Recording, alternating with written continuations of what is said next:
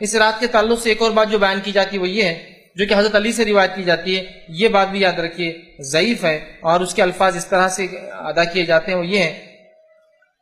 کہ جس میں یہ الفاظ ہے کہ شعبان کی 15ویں رات میں جو 14 رکعت نماز پڑھیں گا اور اس کے بعد کچھ صورتوں کی تلاوت کرے، پھر جو شخص اس طرح سے کرے جیسا کہ میں نے کہا ہے تو اسے 20 قبول حجوں کا اور 20 سال کے مقبول روزوں کا ثواب ملتا ہے۔ یہ روایت بھی ضعیف ہے جو بیان کی جاتی ہے کہ جو شخص 15 شعبان کو 14 رکعت نماز پڑھے، 14 رکعت نماز پڑھ کر مخصوص صورتیں بتائی جاتی وہ پڑھے، کسی میں آتا ہے 10 بار اخلاص پڑھے، 11 بار اخلاص پڑھے، سورہ اخلاص مطلب، تو اس کی مغفرت کی جاتی ہے، اسے 20 حجوں کا ثواب اور 20 سال کے روزوں کا ثواب ملتا ہے۔ یہ بات بھی ضعیف ہے، بلکہ ابن الجوزی رحمۃ اللہ علیہ نے اس کو اپنی موضوعات میں موضوع روایتیں بول کے نقل کیا، تو یہ بھی صحیح نہیں۔ اب کیا صحیح اور کیا غلط ہم دونوں ساتھ دیکھتے جا رہے ہیں۔ پہلی روایت پیش کی جاتی ہے کہ رات میں اللہ معاف کرتا ہے، اس کے بالمقابل ہمیں پتہ چلا صحیح روایت کیا ہے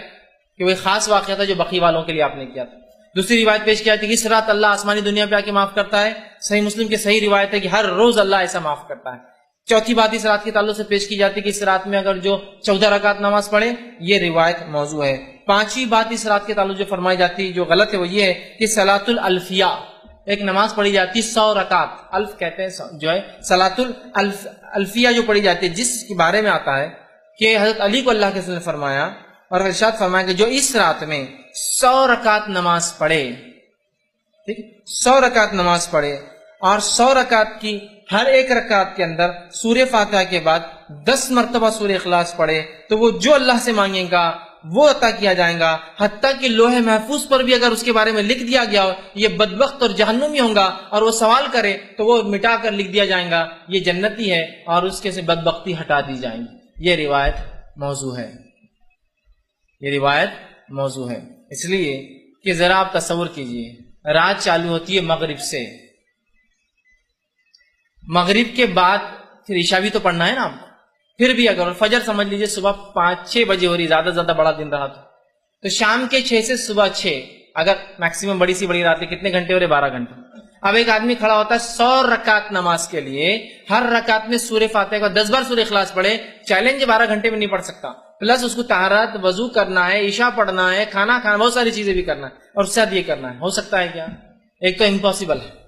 دوسرا یاد رکھیے یہ ثابت ہی نہیں کو بولیں گے ارے میں تو میراتھن نماز پڑھنے والا ہوں، ابھی بتا دو کیسا پڑھتا ہوں، 2 رکعت 1 منٹ کے اندر، تو بھی بہرحال وہ کر سکتا ہے، لیکن میرے بھائی یہ ثابت نہیں ہے، اور تمام کے تمام محدثین نے اس روایت کو موضوع یا جو ہے ضعیف قرار دیا، یاد رکھیے، اور ہم کو اس معاملے میں سوچنا چاہیے۔ تو یہ وہ چیزیں ہیں جو خاص طور سے شعبان میں اور شب برات کے تعلق سے بیان کی جاتی، اس کی کوئی حقیقت نہیں۔ اب اس کے علاوہ بہت سے لوگ اور بھی نمازیں پڑھتے ہیں، ایسا کہ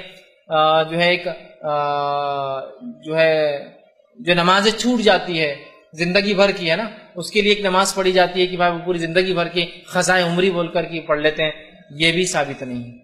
باقی نمازوں کے تعلق سے جو ضعیف اور موضوع روایت ہے وہ تو رکھ دیا، یہ نماز تو ثابت ہی نہیں کہ خزائے عمری بول کے کوئی نماز ہو۔